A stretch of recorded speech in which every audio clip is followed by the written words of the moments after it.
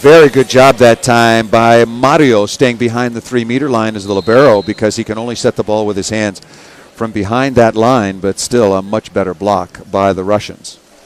And remember, still to follow, first matchup out of the other pool. That will be between the hosts Argentina and Bulgaria. Bulgaria, really an interesting story throughout the course of this year, playing much more consistently. Lucarelli, a lot of high hopes. I was speaking with a couple of Brazilian coaches before the match, and they think Ricardo Lucarelli, who is only 21 years of age, when he can team with Murillo, still one of the best players in the world, not able to compete this summer because he's undergone shoulder surgery. They think that can be the best pair of wing spikers playing together in the world.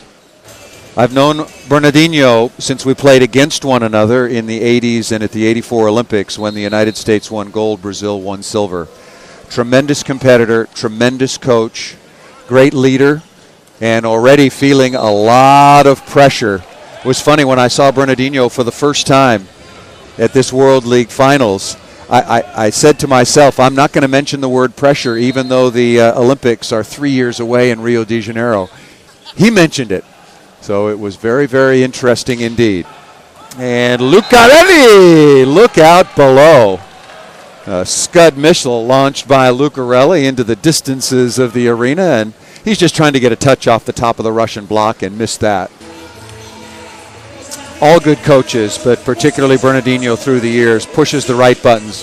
In the earlier timeout, when his team was sort of lacking in energy, he was up in their grill, as we say. But on this last timeout, much more calm, just talking about things strategically and tactically. That's a mistake serving Verbov, and Spiridonov gets the kill. Service error that time by Brazil. Got to keep the ball off of the libero Verbov as much as possible. That's something you can keep track of. The number of reception opportunities that number 16 in the blue uniform, there he is, the libero for Russia, gets. He should not get very many. The block and the defense work together. The block can't take every shot, and so Dante stops short, in other words, stops inside and opens the line, and Mario right there to try to control that dig. That's good coordination between block and defense. Unless your Portuguese is better than mine, you couldn't understand that conversation between Eder and Lucas, the two middle blockers for Brazil. But during the timeout, working together, where are the middle attackers for Russia going and on what particular set? How can we get our hands in front of some of their attacks and give ourselves a chance to slow down this Russian offense?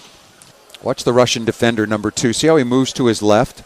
You got to defend the perimeter and then dig the ball back to your teammates. If you're moving away from the court, then when you get your hand on that ball, it just goes up into the seats.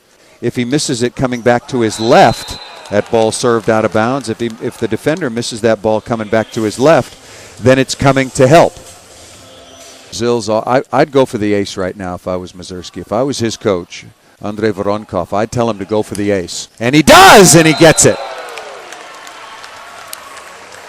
Right on cue. Well, the situation sort of mandates it. Brazil, if you serve them easily, they're going to score with their first ball reception about 85% of the time. So you tell the biggest, baddest, best player at his position in the world, you tell him to go out there and try to serve an ace. That's just bad recognition by the Russian block. The right hand goes up. Bruno's got nowhere to go with it. There's no hitter there. I mean, that's just very poor recognition by Russia. And William will come in for Wallace. William Wallace, that's a familiar name. Hey, I'm not sure where Pavlov is going defensively. I don't know what he was looking at or where he was running, but as that ball was set to the outside to Dante, he was backing up. Look at the defender. See, his first move was backwards. When the ball is touched, when the ball is being contacted by Dante, the offensive player, the defender, you've got to be neutral. You've got to be stopped so that you can move in any direction. You can't react if you're moving backwards in one direction or another. Spiridonov thought that he should have done a better job with that. Didn't move his inside hand to cut off the angle.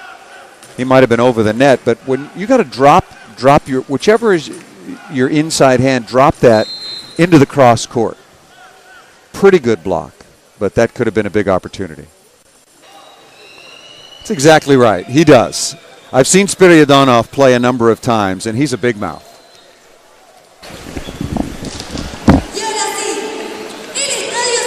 I got to pee, and I need food. In that order. Pee first, food later. The linesman lost his flag, but still there to make the call. But that's not a bad swing. That ball should be covered.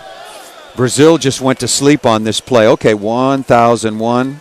I know it looks like it's down pretty quick, but see, Lucarelli, who passed that ball, he never got back into cover.